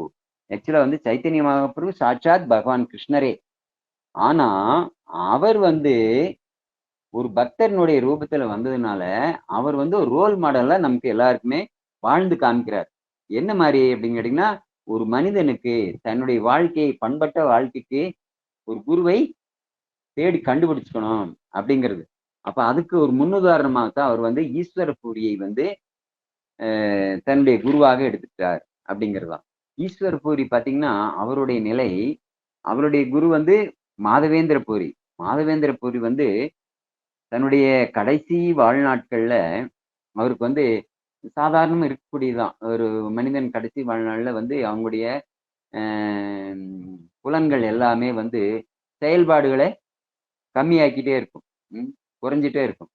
அப்ப என்ன ஆகும், ஒரு மலஜலம் கழிக்கிறது, இந்த மாதிரி இதெல்லாம் வந்து அவங்களுடைய உணர்வுகளை தாண்டி அது நடந்துட்டு இருக்கும். அவங்களுக்கு ஒரு இந்த மூத்திரம் போறதோ மலம் போறது இது எல்லாமே வந்து அவங்களுக்கு தெரியாமையும் கூட நடந்துட்டு இருக்கும். அவங்க வெளியே எந்திரிச்சு நடக்கவும் முடியாது. அந்த மாதிரியான சூழ்நிலை இருந்தப்போ ஈஸ்வரபூரி தன்னுடைய குருவான மாதவேந்திர பூரிக்கு அந்த மாதிரி அவர் மலஜலம் போனாலும் கூட அந்த இடத்தையெல்லாம் கையில எடுத்து சுத்தம் பண்ணி அவர் தன்னுடைய குருவை அந்த அளவுக்கு தன்னுடைய மாதவேந்திர பூரியினுடைய அந்திம காலத்துல அவர் வந்து பார்த்துக்கிட்டாரு அப்படிங்கிறதா வந்து நம்ம அவருடைய சிறப்பை பத்தி நம்ம பார்க்கிறோம். ஏன்னா மாதவேந்திர பூரி வந்து அதே வந்து ஒரு குரு கிட்ட வந்து மாதவேந்திர பூரியே இருந்தாலும் அவர் மிகச்சிறந்த ஒரு பக்தர். அவருக்கு பணிவடை செஞ்சு ஈஸ்வரபூரி அவர் வந்து அவருக்கு ஒரு சிறந்த மாணவனாக இருந்தார். அதே சமயம் இன்னொருத்தர் வந்து இன்னொரு சீடர் ஒருத்தர் இருந்தார், ராமச்சந்திர பூரின்னு. அவர் வந்து குருவினுடைய திருப்தி, குருவினுடைய அருளாசி கிடைக்காதனால அவர் பக்தியிலிருந்து கீழே விழுக வேண்டிய அவசியம் வந்துருச்சு. அப்போ எதனால குருவுக்கே அவர் புத்தி சொல்ல போனார். அப்போ அது வந்து குருவை திருப்திப்படுத்தல. ஆக்சுவலா குருவை திருப்திப்படுத்துறது அப்படிங்கிறது நம்முடைய ஆன்மீக வாழ்க்கைக்கு ரொம்ப முக்கியம். குரு முதல்ல வேணும். அப்புறம் அந்த குரு வந்து திருப்தி ஆகிற விதத்துல நாம நடந்துக்கணும் அப்படிங்கிறது இருக்கு. அதனால இங்க வந்து சொல்லியிருக்க பிரகாரம் இங்க எல்லாருமே வந்து அவங்க குரு சீட பரம்பரையில் வரக்கூடிய ஆச்சாரியர்கள் இது எல்லாரையுமே வந்து நம்ம ஒரு நம்முடைய எப்படின்னா தினம் நம்ம பிரபுபாதருடைய பிரணாம மந்திரம் சொல்லிட்டு தான் இன்னைக்கு ஜெபம் பண்றது அப்படிங்கிறது நிறைய பேர் வந்து நம்ம பண்ணிட்டு இருக்கோம். பக்தர்கள் எல்லாருமே ஹரே கிருஷ்ணா கிருஷ்ண கிருஷ்ணா ஹரே ஹரே, ஹரே ராம ராம ராம ஹரே ஹரேன்னு பகவானுடைய நாமங்களை நாம சொன்னாலும் கூட அதற்கு முன்னாடி நம்ம என்ன சொல்றோம் அப்படின்னா ஸ்ரீ கிருஷ்ண சைத்தன்ய பிரபு நித்யானந்த ஸ்ரீ அத்வைத கதாதர ஸ்ரீவாசாதி கௌரபத்து விருந்தா அப்படிங்கிற பஞ்சதத்துவ மந்திரம் சொல்றோம். அதுக்கும் முன்னாடி குருவனுடைய பிரணாம மந்திரம் சொல்றோம். அந்த குருவனுடைய பிரணாம மந்திரம் சொல்றது மூலியமா தான் நாம சொல்லக்கூடிய ஹரே கிருஷ்ணா மந்திரத்தினுடைய ஒரு பவர், அதனுடைய சக்தி நமக்கு முழுமையாக நமக்கு கிடைக்கும். ஏன்னா குரு இல்லாம நம்ம எதுவுமே அடைய முடியாது அப்படிங்கிற. அப்ப குருவனுடைய பிரணாம மந்திரமாக நம ஓம் விஷ்ணு பாதாய கிருஷ்ண பிரஸ்தாய பூதலே ஸ்ரீமதே பக்தி வேதாந்த சுவாமி நிதிநாமினே நமஸ்தே சரஸ்வதி தேவே கௌரவாணி பிரச்சாரினே நிர்விசேஷ சூன்யவாதி பாஷ்டாத்திய தேசதாரினே. இது வந்து ஆக்சுவலா வந்து இதுல நிறைய பேர் தெரிஞ்சிருக்கும். புதுசா வந்தவங்க யாராச்சும் இருந்தாங்கன்னா அவங்களுக்கு தெரியாது அப்படிங்கறதுனால நான் சொல்லியிருக்கிறேன். அப்போ இந்த குருவினுடைய பிரணாம மந்திரத்தை சொல்லி பகவானுடைய நாமங்களை நாம் உச்சரிக்கிறது அப்படிங்கிறது ஏன் முக்கியம் அப்படின்னா நாம் இந்த நம்முடைய பரம்பரையில் வரக்கூடிய குருவை இல்லாட்டி நினைக்காம விட்டுருவோம். நம்முடைய அவங்களுடைய ஆசி நமக்கு கிடைக்காமே போயிடும். ஹரே கிருஷ்ணா மந்திரம் மட்டும் சொல்றது அப்படின்னா நம்ம ஹரே கிருஷ்ணா மந்திரத்தை மட்டுமே சொல்லிட்டு இருப்போம். நமக்கும் ஒரு குருவுக்கும் எந்த கனெக்ஷனுமே இருக்காது. அப்ப அதனால்தான் தினசரி வந்து நம்ம குருவின் இந்த பகவானுடைய நாமத்தை சொல்றதுக்கு முன்னாடி குருவினுடைய நாமத்தையும் குருவுக்கு ஒரு பிரணாமத்தையும் சொல்லணும் அப்படிங்கிறதுக்கு வேண்டிதான் குருவினுடைய அந்த பிரணாம மந்திரத்தை நமக்கு சொல்லணும்னு சொல்லி கொடுத்துருக்காங்க ஆச்சாரியர்கள். அதனால அவசியம் நம்ம எல்லாருமே வந்து குரு பிரணாம மந்திரம் சொல்லி அப்புறம்தான் வந்து ஹரே கிருஷ்ண மந்திரம் சொல்லணும். அப்பதான் அதுக்கு சக்தி ஜாஸ்தி. இல்லாட்டி சக்தி இருக்காது. எப்படின்னா நம்ம வந்து நம்முடைய ஏடிஎம் கார்டு நம்மளதான் இருக்கும், பணம் நம்ம பேங்க்ல அக்கௌண்ட்லயும் இருக்கும், உள்ள ஏடிஎம் கார்டு உள்ளேயும் நுழைச்சிருவோம். ஆனா அந்த பின் பாஸ்வேர்டு போட்டா தான் அதுல பணம் எடுக்க முடியும், இல்லாட்டி எடுக்க முடியாது. அதே மாதிரிதான் குரு பிரணாம மந்திரம் சொல்லி சொன்னாதான் அதுக்கு வந்து பவர். அதனால நம்ம எல்லாருமே வந்து அதை வந்து நம்ம மனசுல வச்சுக்கோம். அப்போ இங்க இந்த மாதிரி குரு பரம்பரையில வரக்கூடிய இதுக்கு மூலமாக இருந்தவர் தான் பிரம்மதேவர். ஏன்னா அவர் மூலியமா தான் இது பிரம்ம சம்பிரதாயம்னே நமக்கு வந்திருக்கு. பிரம்மா மூலியமா வரக்கூடியது பிரம்ம சம்பிரதாயம். அப்புறம் பிரம்மதேவனுடைய மகன்கள் ஹரே கிருஷ்ணா. யாரோ ஒருத்தர் வந்து இந்த மைக் வந்து மியூட் பண்ணீங்கன்னா பரவாயில்ல, இங்க எக்கோ கேட்டுட்டே இருக்கு. யாரு? தேஜாஸ் கவிதாவா? அவங்க வந்து ப்ளீஸ். Okay, thank you. அப்போ இப்ப கரெக்டா இருக்கு. பிரம்மதேவர் மூலியமாக வந்த சம்பிரதாயம் பிரம்ம சம்பிரதாயம்னு, அதே மாதிரி சிவபெருமான் மூலியமாக வந்தது ருத்ர சம்பிரதாயம்னு. பிரம்மாவனுடைய மகன்கள் 4 மகன்கள் பிரம்மதேவர் சொன்னது நான் கேட்க மாட்டேன் அப்படின்னு சொன்னாங்க இல்லைங்களா? ஏன்னா அவங்கள வந்து இந்த பிரஜைகளை படைக்க சொல்லி சொல்லும் போது அவங்க வந்து மாட்டேன்னு சொல்லிட்டாங்க. அதனால அவங்களுக்கு பிரம்மதேவர் கோபம் வந்தது. ஆனாலுமே அந்த கோபத்தினால எப்பவுமே இங்க பிரபுபாதர் வந்து இங்க மென்ஷன் பண்றாரு என்னன்னு, ஒரு மகன் வந்து தந்தையினுடைய ஆணையை வந்து அவங்க நிராகரிச்சுட்டு போனாங்க அப்படின்னா பாவத்துக்கு ஆளாவாங்க அப்படின்னு சொல்லியிருக்கு. ஆனா இவங்க வந்து 4 பேர்கள் நிராகரிச்சது ஒரு உயர்ந்த நோக்கத்துக்காக அப்படிங்கிறதுனால அவங்களுக்கு அந்த பாவம் வந்து கர்மாவா இருக்கல அப்படின்னு சொல்லி இங்க சொல்லியிருக்காங்க. அப்படி அது என்ன உயர்ந்த நோக்கம்? இந்த பூமி இந்த சிருஷ்டியை படைக்கிறத விட அவங்க என்ன ஒரு உயர்ந்த நோக்கத்துல இருந்தாங்க அப்படின்னா, அவங்க வந்து ஒரு தனி சம்பிரதாயமே உருவாகிறதுக்கு காரணமா இருந்தாங்க. அந்த 4 குமாரர்கள் சேர்ந்து குமார சம்பிரதாயம் அப்படின்னு இருந்தது இல்லைங்களா? அப்புறம் அதே மாதிரிதான் மகாலட்சுமி மூலியமா வந்தது வந்து ஸ்ரீ சம்பிரதாயம். அதனால இந்த உலகம் மொத்தமே வந்து இந்த 4 சம்பிரதாயத்தின் கீழ் தான் வந்திருக்கு. இந்த 4 சம்பிரதாயத்தின் கீழ் படிச்சா மட்டும்தான் கரெக்டான கல்வியா இருக்கும் அப்படிங்கிறது தான் எல்லா சாஸ்திரங்களுமே நமக்கு ரெக்கமெண்ட் பண்ணியிருக்கு.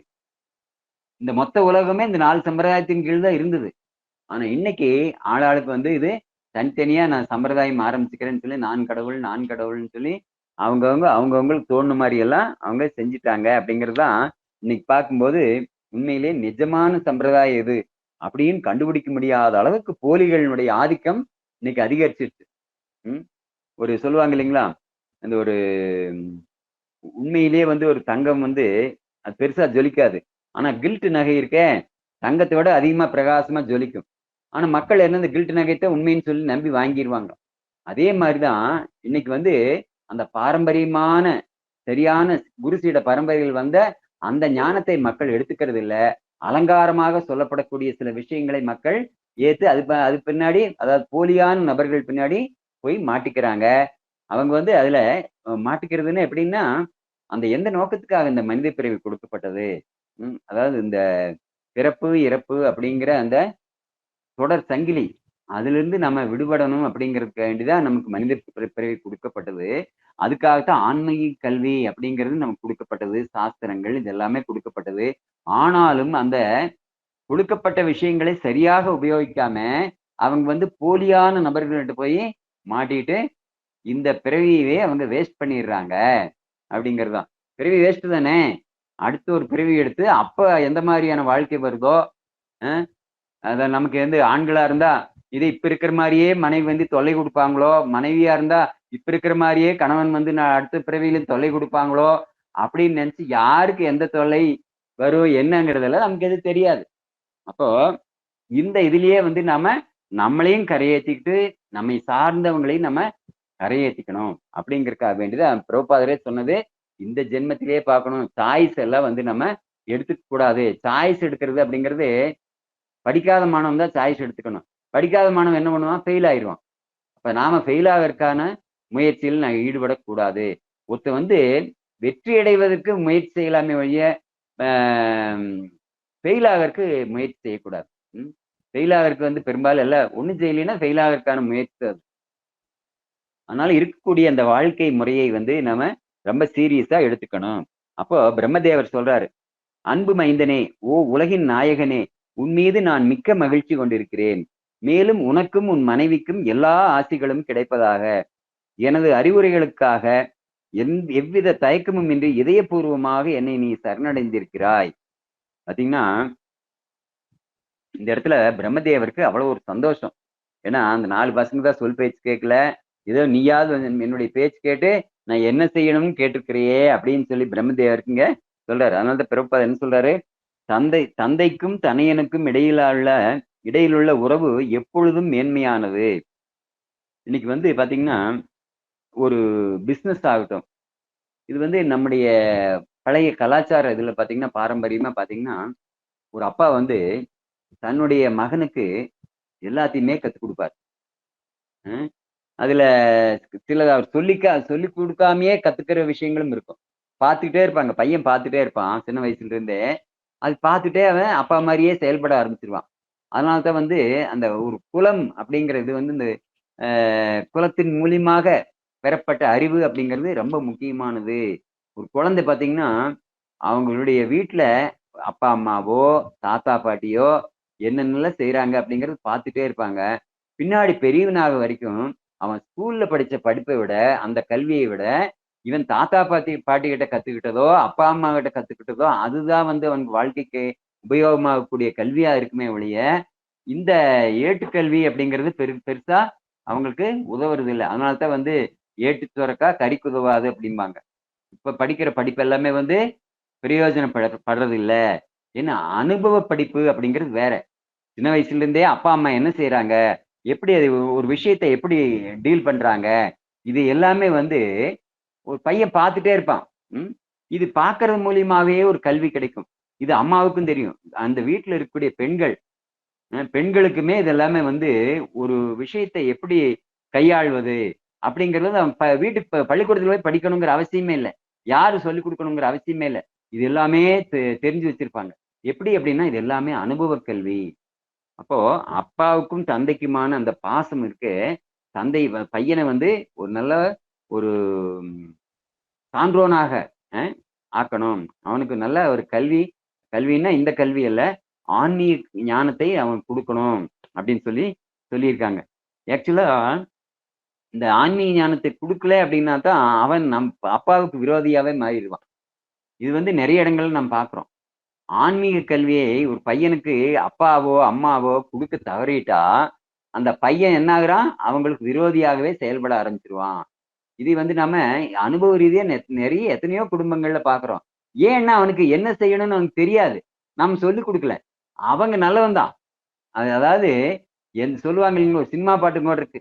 எந்த குழந்தையும் நல்ல குழந்தைதான் மண்ணில் பிறக்கையிலே, பின் நல்லவராவதும் தீயவராவதும் அன்னை வளர்ப்பதிலேன்னு சொல்லி ஒரு பாட்டு ஒன்று இருக்கு. அந்த மாதிரி பிறக்கும் போது எல்லாம் நல்ல குழந்தைகள் தான். அந்த குழந்தைகளை எப்படி ஒரு மாணிக்கங்களாக தங்கங்களாக மாத்தணும் அப்படிங்கிறது வந்து ஒரு அப்பா அம்மா உதாரணமா இருந்து நல்ல புத்தியை நல்லா சொல்லி கொடுத்து செஞ்சா மட்டும்தான் இது கரெக்டா அவங்க வர முடியும். ஆக்சுவலா எப்படி பிரம்மதேவர் இங்க வந்து தன்னுடைய மகனான மனுவுக்கு இங்க சொல்லி கொடுக்கிறாரோ, அதே மாதிரி 5ஆம் காண்டத்துல பாத்தீங்கன்னா அங்க ரிஷபதேவர் ராஜா அவர் வந்து தன்னுடைய மொத்த நாட்டை மொத்த ராஜ்யம், அதாவது உலகம் முழுவதும் அவருடைய ராஜ்யம், அது எல்லாத்தையுமே தன்னுடைய மகன்களான் 100 மகன்களுக்கு அதை ஒப்படைச்சிட்டு அவர் வந்து புத்தி சொல்றாரு. என்னன்னு மொத்தத்தையும் கொடுத்துட்டு, நீங்க வந்து இதையெல்லாம் ஆட்சி செய்ய வேண்டியது இனி உங்களுடைய கடமை. நான் வந்து எந்த நோக்கத்துக்காக வந்தனோ அந்த இதுக்கு கிளம்பிட்டு இருக்கிறேன் நானு. அதனால என்னை பத்தி நீங்க நினைச்சிட்டு இருக்க கூடாது. நீங்க வந்து ஒரு நல்ல பிரஜைகளாக, நல்ல ஆட்சி செய்யக்கூடிய நபர்களாக, ராஜாக்களாக, அதே சமயம் ஒரு நல்ல மனிதர்களாக, ஒரு இந்த பூமிக்கு எந்த நோக்கத்துக்காக இந்த மனித உடல் எடுத்து வந்தீங்களோ அந்த கடமையை நீங்க நிறைவேற்றணும். நீங்க வந்து இந்த அதாவது அதுக்கு என்ன சொல்றாரு, மலம் தின்னும் பன்றி அப்படின்னு சொல்றாரு. விட்புஜாமியன்னு சொல்லுவார். அந்த மலம் தின்னும் பன்றி எப்படி பொருள் இன்பத்திற்காக அலைஞ்சிட்டு இருக்கோ, அந்த மாதிரி நீங்க அலைஞ்சிடக்கூடாது. நீங்க எல்லாமே வந்து இதே தர்ம நெறியை கத்துக்கணும். அப்படின்னு சொல்லி அவர் வந்து அந்த 100 மகன்களுக்குமே தன்னுடைய ராஜ்யத்தை ஒப்படைச்சதும் இல்லாம புத்திமதி சொல்லிக் குடுக்குறாரு. அப்ப இந்த மாரி ஒவ்வொருத்தருமே வந்து தன்னுடைய குழந்தைகளை அவங்களுக்கு வேணுங்கிறத வாங்கி குடுக்கறதுல தப்பு ஒண்ணும் இல்ல. அதே சமயம் அவங்களுக்கு வேணுங்கிற புத்திமதியும் நம்ம அப்பப்ப சொல்லிட்டே இருக்கணும். இந்த தலைமுறையில பார்த்தீங்கன்னா, நெறைய பேருக்கு அது சொல்றது கேட்காமயும் கூட போயிரலாம். கேட்க மாட்டாங்க. ஆனா, இது திடீர்னு 20 வயசு வரைக்கும் சும்மா விட்டுட்டு 20 வயசுக்கு சொல்லும்போது கேட்க மாட்டாங்க. நாம என்ன பண்ணணும்னா 5 வயசுல இருந்தே சொல்லணும் அப்படிங்கிறது தான். அவங்களுக்கு வந்து 5 வயசுல இருந்தே சொல்லும்போது, அவங்க வந்து கண்டிப்பா கேட்பாங்க. ஏன் அப்படின்னு கேட்டீங்கன்னா, எது செய்யணும், எது செய்யக்கூடாது அப்படிங்கிறது அவங்களுக்கு தெரிஞ்சிருது. நாம எதுவுமே சொல்லிக் குடுக்காதனால என்ன ஆகுது? பெரிய பசங்களாகும்போது அவங்களுக்கு எது செய்யணும், எது செய்யக்கூடாதுன்னு தெரியல. Dos and don't dos. அதாவது இந்த இது மாரி சொல்லிக் குடுக்காதனால தான் சொல்லிக் குடுக்கல அப்படின்னா, அதுதான் அறியாமை அப்படிங்கிறது. அவங்க சொல்லிக் குடுக்கல அப்படின்னா, அவங்களுக்கு தெரிய மாட்டேங்குது. அறிவு இல்லைன்னு அர்த்தம். அப்ப என்ன ஆகுது? அந்த அறியாமையினால அவங்க வந்து மேலும் மேலும் தவறு செய்ய ஆரம்பிச்சுடுறாங்க. அப்ப 2வது அவங்க தவறு செஞ்சதுக்கு பின்னாடி நம்ம போயி அ அவங்கள திட்டுறதோ, தண்டிக்கிறதோ அது தேவையில்ல. அதாவது வெள்ளம் வர்றதுக்கு முன்னாடி அணை போடணும்னு தான் சொல்லியிருக்காங்களே ஒழிய, வெள்ளம் வந்ததுக்கு முன்னாடி ஐய்யய்யோ! இப்படி ஆயிப்போச்சே! அப்படின்னா அது பிரயோஜனம் இல்லை. அதாவது பட்டினத்தாரும் கூட என்ன சொல்றாரு? அ என்னுடைய அப்பா வந்து பாதகனே தந்தையாகிய பாதகனேங்கிறாரு. துள்ளித் திரியும் வயதினிலே என் துடுக்கடக்கி பள்ளிக்கு வைத்திலனே என் தந்தையாகிய பாதகனே அப்படின்னு சொல்லி பட்டினத்தார் சொல்றாரு. காரணம் என்னன்னு கேட்டீங்கன்னா, ஆன்மீக கல்வி குடுக்கல அப்படின்னா, அந்த குழந்தைகள் எப்படி வேணாலும் போயிரலாம். இன்னைக்கு வந்து அந்த மாரி நிலை தான் இருக்கு. அப்போ இங்க இருக்கக்கூடிய இங்க பிரம்மதேவனுடைய இது என்ன சொல்றாரு? "நீ வந்து ஒரு முன்னுதாரணமா இருக்கிற. உனது முன்னுதாரணம் ஒரு மைந்தன் தந்தையுடன் கொள்ளும் உறவிற்கு நன்கு பொருந்துவதாகும்.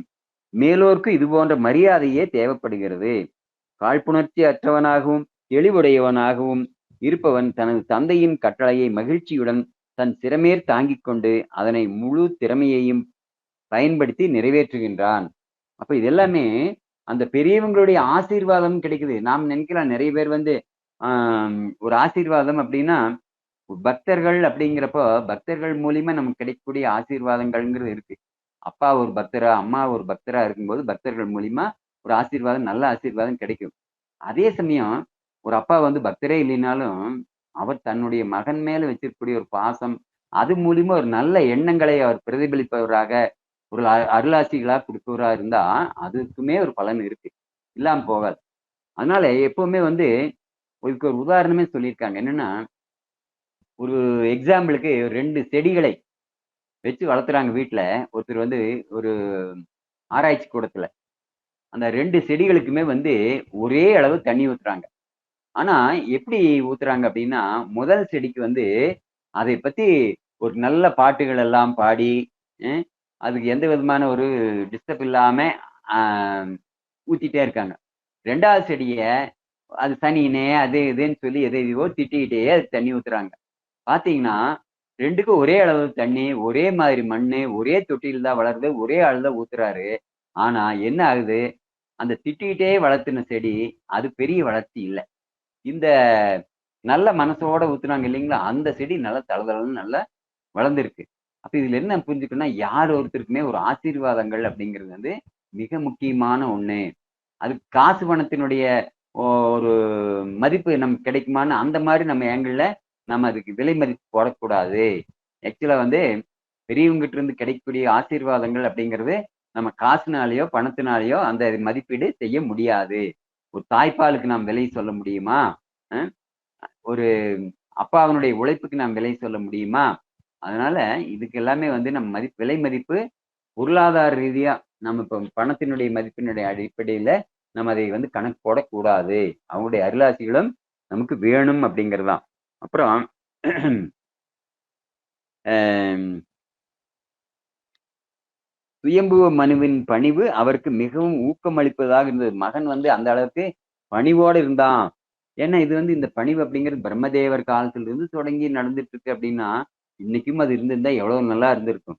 இன்னைக்கு வந்து பார்த்தீங்கன்னா, அந்த அடிப்படையான விஷயங்கள் அந்த குரு சீட பரம்பரை, அந்த குருகுல கல்வி அப்படிங்கிறது இல்லாதனால தான், இந்த மாரி விஷயங்கள் எல்லாமே இன்னைக்கு இல்லாம போயிருச்சு. நமக்கு பார்க்கறக்கு ஆசையா இருக்கும். அந்த மாதிரி ஒரு கல்வி முறை இருந்தா நல்லா இருக்கும். நம்முடைய குழந்தைகள் எல்லாம் சொல் பேச்சு கேட்பாங்க. அப்படிங்கிறதுல நமக்கு ஆசையா இருக்கும்.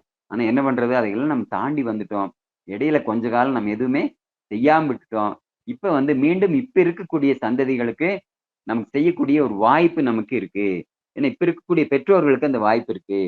இப்ப ஆக்சுவலா சொல்லப்போனா, அ நம்ம ஒரு 50 வயசுக்கு மேல இருக்கக்கூடிய இதுல பார்த்துட்டு இருக்கிறவங்களுக்கு 50 வயசுக்கு மேல இருக்கிறவங்க யாராச்சும் இருந்தாங்கன்னா, நமக்கு எல்லாருக்குமே வந்து அந்த மாரியான ஒரு வாய்ப்பு கிடைக்கல ஆக்சுவலா. இப்பதான் வந்து நமக்கு அந்த வாய்ப்பு கிடைச்சிருக்கு. இது பிரபுபாதரனுடைய கருணையினால நமக்கு இஸ்கான் மூலியமாக நமக்கு இந்த ஞானம் நமக்கு கிடைச்சிருக்கு. எது நம்ம செய்யணும்? ஆக்சுவலா பக்தி மூலியமா மட்டும் தான் யாரா இருந்தாலுமே, ஒரு கணவனா இருந்தா ஒரு நல்ல கணவனாகவும், ஒரு மனைவியா இருந்தா நல்ல மனைவியாகவும், ஒரு மகனான்னா நல்ல மகனாகவும், இந்த மாரி எல்லா விதத்திலுமே வந்து அவங்க வந்து ஒரு நல்ல ஒரு தரா தரமான ஒரு குழந்தையாக, ஒரு மனிதராக இருப்பாங்க. அப்படிங்கிறத நம்ம புரிஞ்சுக்கலாம். ஏன்னா பக்தி தான் வந்து அத ஷேப் பண்ணுது. பக்தியின் வர்றது மூலியமா நமக்கு என்ன ஆகுது, இந்த தேவர்கள்ட்ட இருக்கக்கூடிய எல்லா நற்குணங்களும் நமக்கு கிடைக்குது. அப்படின்னு சொல்லியிருக்காங்க.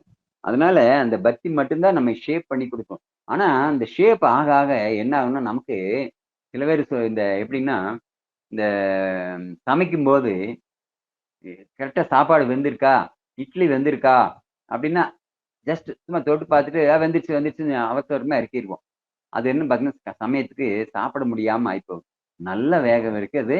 எந்த அளவுக்கு நல்லா வெந்திருக்கோ, அந்த அளவுக்கு நமக்கு சாப்பிடுறதுக்கு அது நல்லதா இருக்கும். சாப்பிடுறதுக்கு பிரியமாவும் இருக்கும். சரியா வேகல அப்படின்னு என்ன ஆகுறது?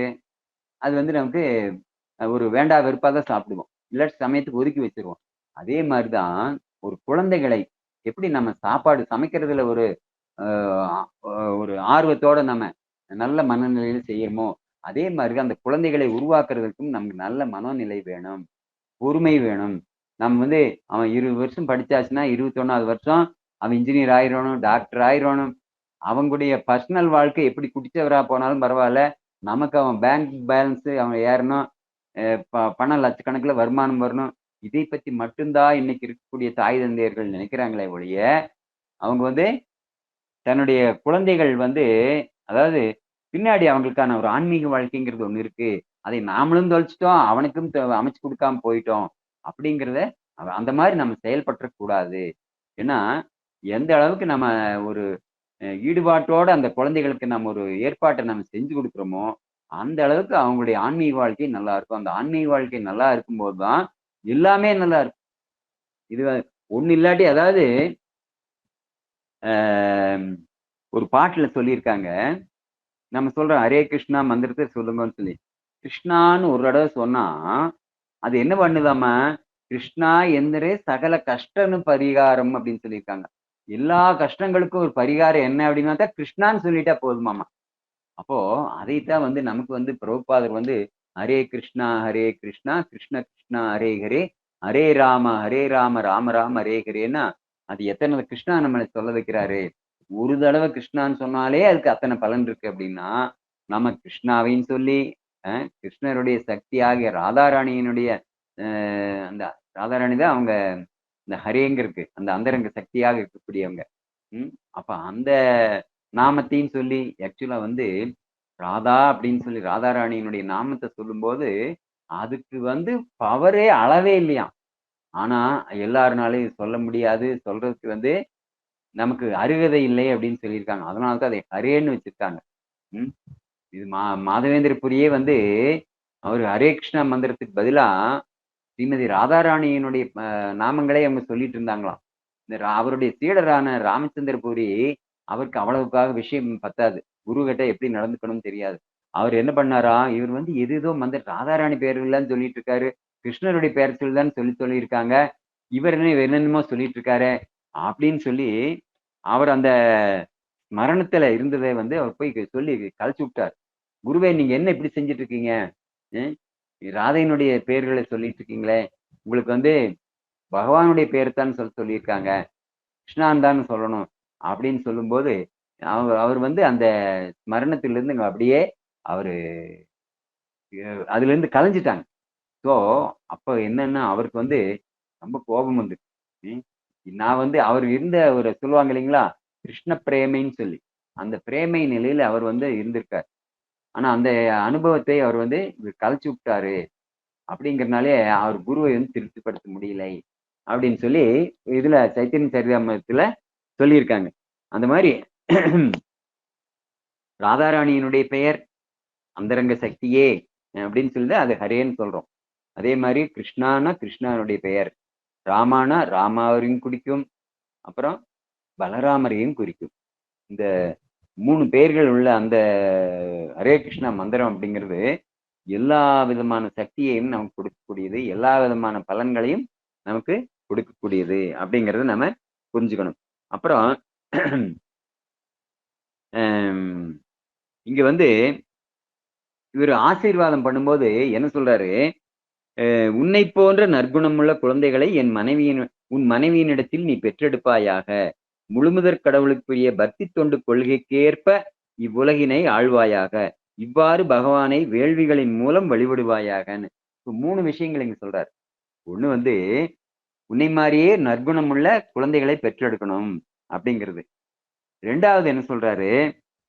இந்த பக்தி தொண்டு முழுமுதற் கடவுளுக்குரிய பக்தி தொண்டு கொள்கைகளுக்கேற்ப இவ்வுலகினை ஆளணும் அப்படிங்கிறாரு. ஆட்சி செய்ய போறது யாரு? இனி வந்து இவர்தான் ஆட்சி செய்ய போறாரு. பிரம்மதேவர் ஆசீர்வாதத்தை கொடுத்திருக்காரு. தன்னுடைய மகனான சுயம்பு மனுவுக்கு. அப்ப இந்த சுயம்பு மனு வந்து இனி ஆட்சி செய்ய போறாரு. அப்ப எந்த மாதிரி ஆட்சி செய்யணும்னு அப்பா அட்வைஸ் பண்றாரு? நீ வந்து முழுமுதற் கடவுளை திருப்திப்படுத்தக்கூடிய விதத்துல அவர் வகுத்த சட்டப்பிரகாரம் நீ வந்து அந்த பக்தி தொண்டினுடைய கொள்கைகளுக்கு ஏற்ப நீ உலகினை நீ ஆள வேண்டும் அப்படின்னு சொல்லியிருக்காரு. அப்புறம்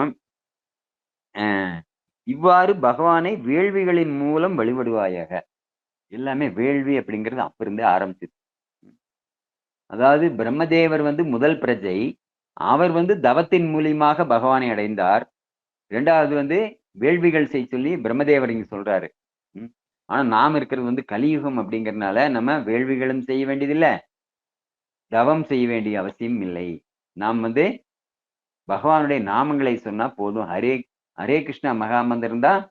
ஹரேர் நாம ஹரேர் நாம ஹரேர் நாமைவ கேவலம் கலவு நாஸ்தேவ நாஸ்தேவ நாஸ்தேவ கதிரன்யதா அப்படின்னு சொல்லி இருக்கிறதுனால அந்த நாமங்களுக்கு நமக்கு சக்தி இருக்கிறதுனால நாம் எப்படி எந்த மாதிரியான மனோபாவத்துல சொன்னாலும் அதுக்குரிய பலனை அது கொடுக்கும் அப்படிங்கிறத நம்ம புரிஞ்சுக்கணும். அப்போ இவ்வாறு பகவானை வேள்விகளின் மூலம் வழிபடுவாயாக அப்படின்னு சொல்லி அங்க அவர் ஆசீர்வாதம் பண்றாரு. இனி பின்னாடி நிறைய வருது. ஆனா நமக்கு இந்த இந்த ஸ்லோகம் வரைக்கும் நம்ம இப்ப இன்னைக்கு எடுத்திருக்குது. அப்ப அந்த மாதிரி அதுல பிரபுபாதர் தன்னுடைய விளக்குரையில் என்ன சொல்றாரு?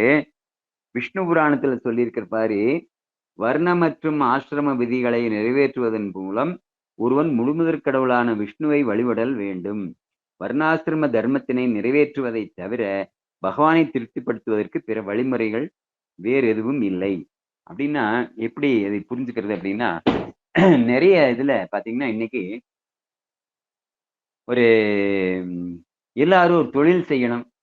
பாத்தீங்கன்னா 2 விதமான நபர்களா தான் இருக்கிறாங்க பெரும்பாலும். ஒண்ணு நான் வேலைக்கு போகணும், இல்ல ஒரு வியாபாரம் செய்யணும். இந்த 2 தான். அப்ப மிச்ச 2 வந்து அது அப்படியே பிளாங்கா இருக்குது. கம்மியான நபர்களா இருக்கிறாங்க அப்படிங்கிறது தான். இதுக்கு வந்து உதாரணமெல்லாம் நான் நிறைய சொல்லியிருக்கேன். பிரபுபாதரா அதுக்கு அந்த மாதிரி உதாரணம் நமக்கு சொல்லி கொடுத்திருக்காரு. எந்த மாதிரி மொத்த ஒரு சமுதாயமே வந்து ஒரு மனிதனாக உருவகப்படுத்தப்பட்டது அப்படின்னா, அதுல வந்து எப்படி ஒரு மனித உருவத்துக்கு வந்து தலை என்சான் உடலுக்கு சிரசே பிரதானம் அப்படிம்பாங்க. அந்த எப்படி தலை பிரதானமாக இருக்குதோ அந்த மாதிரி இந்த மொத்த மனித சமுதாயத்தையும் ஒரு ஞானத்தை கொடுத்து ஆட்சி செய்யக்கூடிய விதமாக இருக்கக்கூடியவங்க வந்து தலையாக இருக்கக்கூடிய உயர்ந்த கல்வியை கற்றவங்க அப்படிங்கிறது இருக்கு. ஆனா இன்னைக்கு அது இல்லை. இன்னைக்கு யாரு அதிகமா இருக்காங்க அப்படின்னா, இன்னைக்கு வியாபாரம் செய்யறவங்களும் ஒரு வேலை செய்யறவங்களும் தான். அப்ப என்ன அதுக்கு அர்த்தம் என்னது? ஒண்ணும் தெரியாதவங்கன்னு அர்த்தம். வேலை செய்யறவங்கன்னா என்ன ஏது? அவங்க வந்து வேற யார் என்ன வேலை சொல்றாங்களோ அந்த கம்ப்யூட்டர் வச்சு நீங்க இதைய தட்டிட்டே இருங்க, இன்னதெல்லாம் பண்ணி கொடுங்க அப்படின்னா அது வேலை செய்யறது தான். அப்போ இந்த மாதிரி வேலையை எல்லாரும் விரும்புறாங்க. இதை வந்து ஒரு உபதேசம் செய்யக்கூடிய வேலைக்கு யாரும் விரும்புறது இல்லை. ஒரு ஆட்சியை, நல்ல ஆட்சியை, தர்மத்தை எல்லாம் கத்துக்கிட்டு ஒரு ஆட்சி செய்யக்கூடிய வேலையை யாரும் இன்னைக்கு விரும்புறது இல்லை.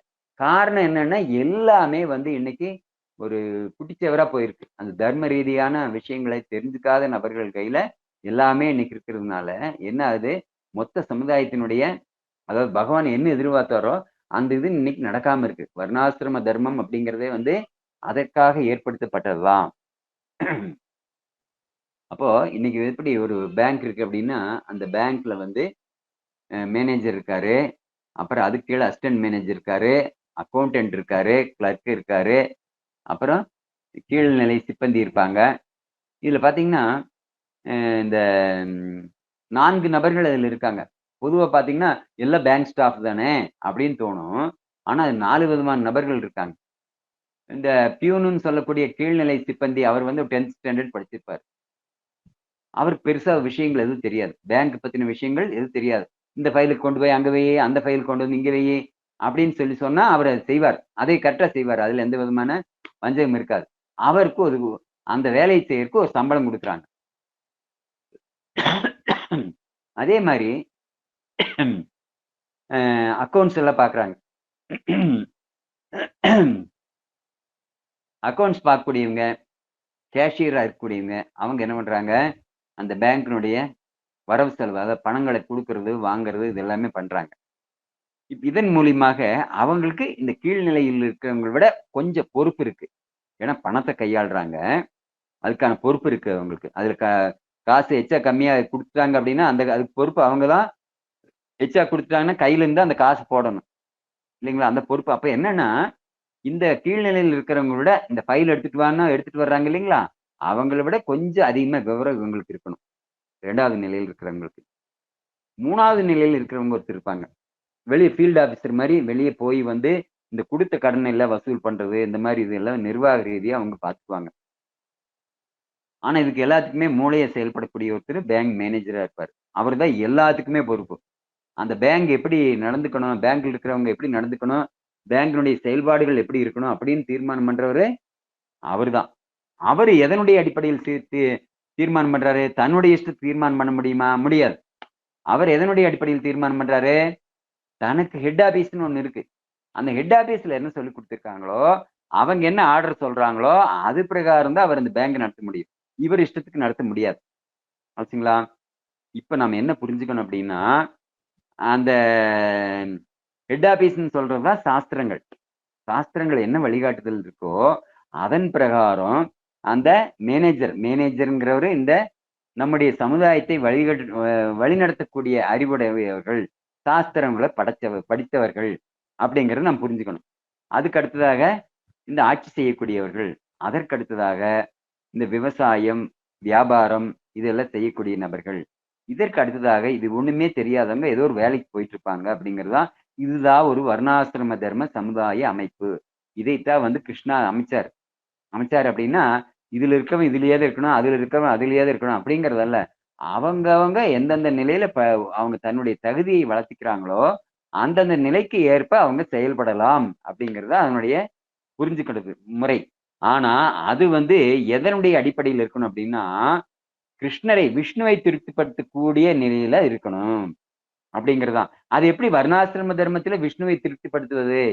அப்படிங்கிறது ஒரு கேள்வி வரலாம். ஏன்னா, அந்த முதல் நபரான அந்த சமுதாயத்துக்கு அறிவை குடுக்கக்கூடியவர் வந்து, அந்த ஹெட் ஆபீஸ்ல இருந்து எப்படி வாங்கி குடுக்கிறார், அதே மாரி சாஸ்திரங்கள்ல இருந்து அவர் எடுத்து அதை குடுக்கிறார். மற்ற சமுதாயத்தினுடைய மற்ற அங்கங்களுக்கு. அப்போ சாஸ்திரங்கள் என்ன சொல்லியிருக்கு? ஆராதனானாம் சர்வேஷாம் விஷ்ணுர் ஆராதனம் பரம். விஷ்ணுவை வழிபடுத்து யக்ஞோவை விஷ்ணு அ அப்படின்னு சொல்லியிருக்காங்க. அந்த விஷ்ணுவை வழிபடச் சொல்லி, விஷ்ணுவை ஆராதிக்கச் சொல்லி சொல்லிக் குடுக்கிறது தான் வந்து சரியான சாஸ்திரத்தினுடைய வழிகாட்டுதல். அப்போ அதை வந்து ஒருத்தர் மேல இருந்து ஒருத்தர் சொல்லி, அது பிரகாரம் அந்த ஆட்சி நடந்து, அது பிரகாரம் மக்கள் எல்லாரும் செயல்பட ஆரம்பிச்சாங்கன்னா, அவன் கூலி தொழிலாளியா, இல்ல மேல ஆட்சி செய்யக்கூடிய ஒருத்தனா, அந்த கவலையே வேண்டியதில்ல. எல்லாரும் சுபிட்சமா இருப்பாங்க.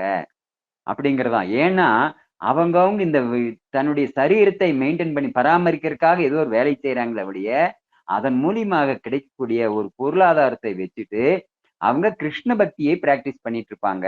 அந்த கிருஷ்ண பக்தி மூலியமாக அவங்களுக்கு ஒரு திருப்தியான மனநிலை இருக்கும். இதுதான் வந்து கிருஷ்ணா சொல்லக்கூடிய அந்த வர்ணாசிரம தர்ம முறை அப்படிங்கிறது. இதை யாரு கரெக்டா செயல்படுத்துறாங்களோ, தான் செய்யக்கூடிய வேலை எதுவா இருந்தாலும் சரி, கிருஷ்ண பக்தியோட தன்னுடைய வேலையை அமைச்சுக்கணும், கிருஷ்ண பக்தியோட தன்னுடைய வியாபாரத்தை பார்த்துக்கணும், கிருஷ்ண பக்தியோட தன்னுடைய விவசாய வேலைகளை பார்த்துக்கணும்.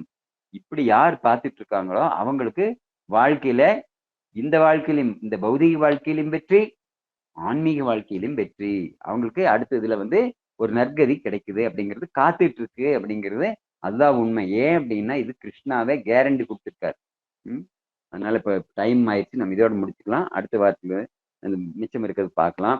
இதுல யாருக்காச்சும் இந்த இன்னைக்கு சொன்ன டாபிக்ல யாருக்காச்சும் கேள்விகள் சந்தேகங்கள் இருந்தா கேட்கலாம். ஹரே கிருஷ்ணா. ஹரே கிருஷ்ணா. பிரணாமம் பிரபு. ஹரே கிருஷ்ணா. பிரபு, இன்னைக்கு குருவோட முக்கியத்துவம் பத்தி நிறைய சொன்னீங்க பிரபு. ஒரு அதாவது நம்மளாம் வருஷத்துக்கு ஒருக்கா ஜோசியர் சொல்ற மாதிரி குரு குரு பூஜை, குரு பெயர்ச்சி வருது அப்படின்னுட்டு, குருவோட பார்வை வரணும் அப்படின்னுட்டு கோவிலுக்கு போவோம். அந்த வருஷத்துக்கு ஒருக்கா அவரோட ஆசீர்வாதம் வாங்கணுங்கிறதுனால. ஆனா ஆன்மீக குரு தான் நமக்கு உண்மையான குரு அப்படின்னு, பரம்பரையா வர குரு தான் உண்மையான குரு அப்படின்னு இன்னைக்கு கரெக்டா சொன்னீங்க பிரபு. அது புரிஞ்சுது. இன்னொன்னு வந்து புத்திரன் என்பவர் வந்து அதாவது பெட்ரோல்களை கரையேற்றணும், பக்தியில கொண்டு வந்து அவங்கள கரையேற்றுறது. ஆனா புத்திரி அப்படிங்கிறவளுக்கும் அதுல இடம் இருக்கா பிரபு? அது எப்படி? இது வந்து நாம இதுக்கு ஏற்கனவே நான் ஒரு இடம் சொல்லி இருக்கேன்னு நினைக்கிறேன். என்னன்னா, நம்ம பக்தி தொண்டில் நம்ம ஈடுபட்டு இருந்தோம் அப்படின்னா இது எல்லாமே அப்ளிகபிள் இல்லை. இது வந்து ப்ரொசீஜரே ஒழிய இது வந்து 100க்கு 100 மார்க் வாங்கின ஒருத்தருக்கு வந்து இந்த ஏணிப்படிகள் வழியே போகணும் அப்படிங்கிற அவசியம் இல்லை. டைரக்டா அவன் வந்து பாஸ் ஆகுற இதுலயே வந்து அங்க யூனிவர்சிட்டியில இருந்து அப்படியே டைரக்டா அவங்க எடுத்துக்குவாங்க. இதெல்லாம் பாக்குறோம் நம்ம நிறைய. ஒரு காலேஜ்ல ஸ்டேட் ஃபர்ஸ்ட் வாங்கின ஒருத்தர் வந்து நீ அப்ளிகேஷன் கொடு அப்படின்னு எந்த கம்பெனியுமே கேட்கறது இல்லை. நேரம் அங்கிருந்து அப்படியே டைரக்டா அவங்க எடுத்துக்கிறாங்க இல்லைங்களா? இது பாக்குறமே நடைமுறையில. அதே மாதிரிதான் இது வந்து பக்தியில் பண்ணக்கூடியவங்களுக்கு வந்து அது அவங்க வந்து அதை எதை பத்தியுமே கவலைப்பட வேண்டியதில்லை. பகவானே வந்து அதுக்கான ஏற்பாடுகள் எல்லாம் பண்றாரு. அது புத்தர்னா புத்திரியா இது வந்து சாஸ்திரத்துல சொல்லி இருக்கிறது. புத்தர் இந்த மாதிரி நடந்துக்கணும் அப்படின்னு. அதுக்காக புத்தர்னே இல்லாதவங்களோ புத்திரி மட்டும்தான் இருக்காங்கன்னா அவங்க வாழ்க்கையில அதோகதியா அப்படியெல்லாம் நினைக்கவே வேண்டியதில்லை. ஹரிநாமம் இருக்கு, அது போதும். ஹரிநாமே எல்லாத்துக்குமே செய்யும். சரிங்களா? ஓகே. ஹரே கிருஷ்ணா. தேங்க்யூ பிரபு. அதாவது பிரபு, இன்னொரு கேள்வி, கொஸ்டின்.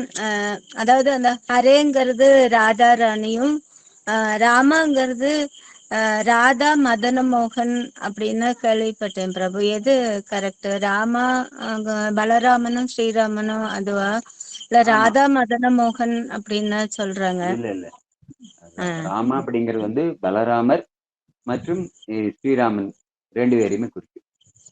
Okay okay. தேங்க்யூ பிரபு. ஓகே மதி. ஹரே கிருஷ்ணா. நன்றி. हरे कृष्ण हरे कृष्ण। श्री कृष्ण भगवान की जय। श्रीमद् भागवतम की जय। श्री श्री हरिनाम संकीर्तन यज्ञ की जय। श्रील प्रभुपाद की जय। हरे कृष्ण।